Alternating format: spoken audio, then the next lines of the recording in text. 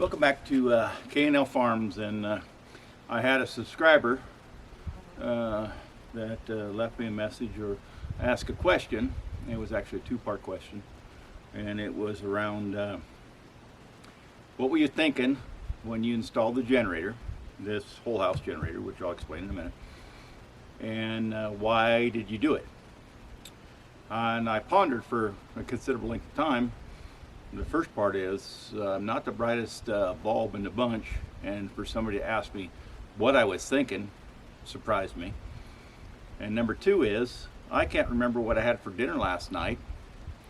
How am I going to recall what I did 3 years ago?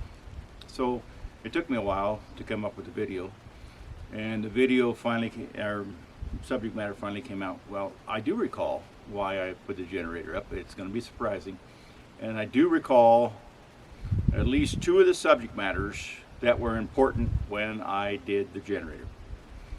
And so let's go with the first part, is that why. And let's put, before we get to that, let's go with, I'm not promoting you do this. I'm going to try and hide brands, and you don't have to buy what I bought. But remember, if you're a family and you're raising kids, it took me 60 years to be able to afford this.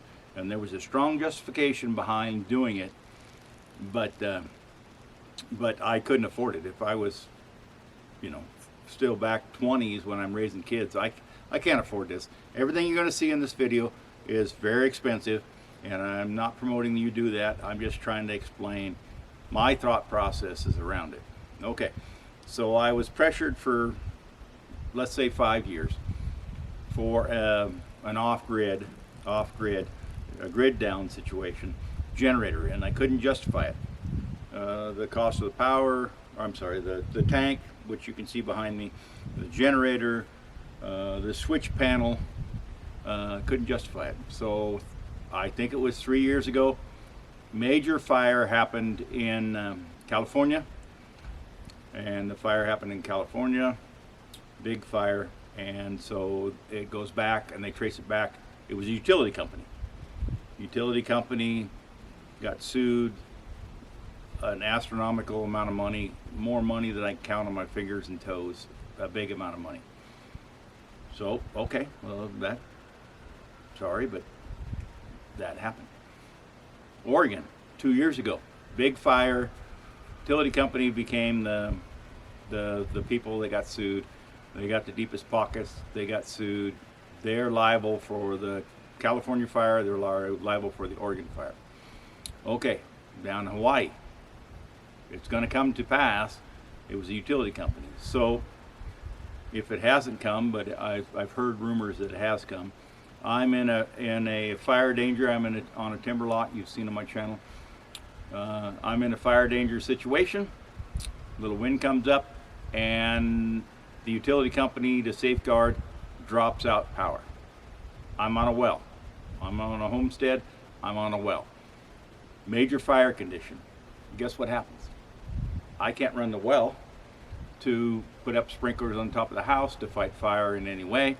If the fire's coming from the north, headed south, put the sprinklers up, leave the generator running, leave town.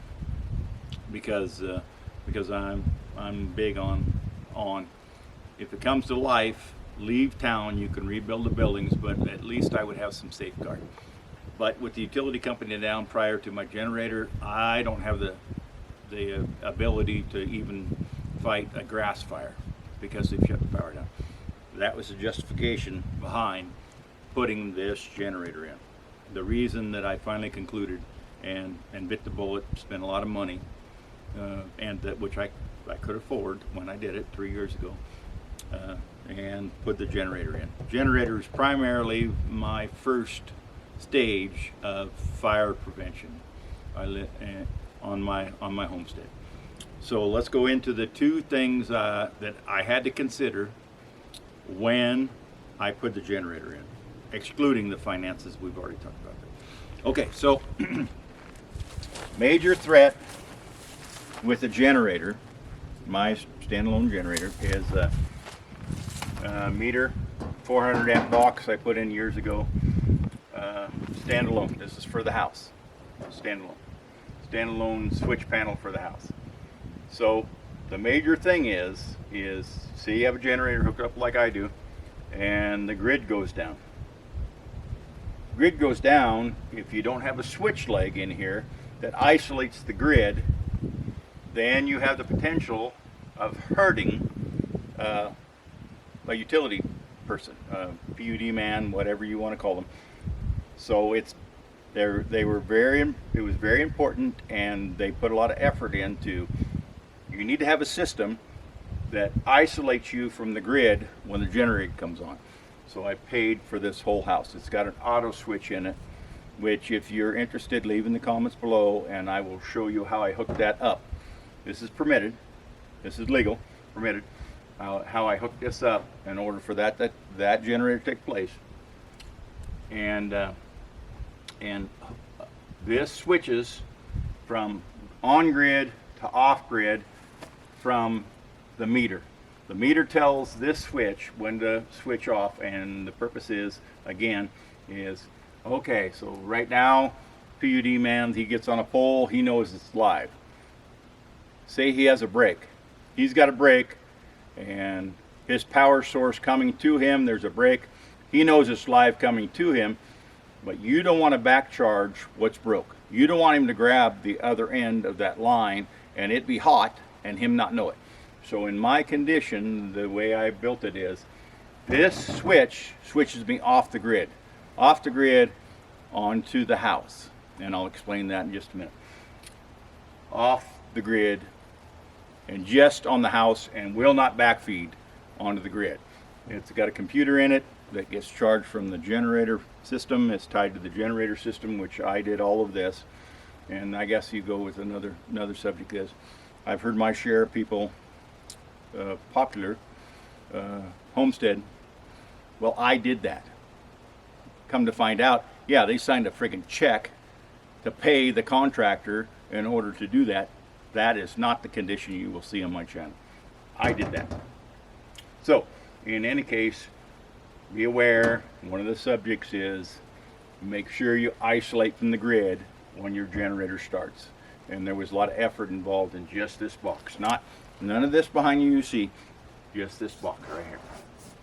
So, I hope that answers the question that I had, and I will link in the description, upper corner, around staying off the addiction of the propane tank. With that propane tank you see behind you, about 500 gallons, that'll run my generator. And if that tank gets empty, because it actually runs a hot water heater in the house, it runs my stove in the house, and runs a heat source in my house, and that's our primary thing that we need if we go do it grid down.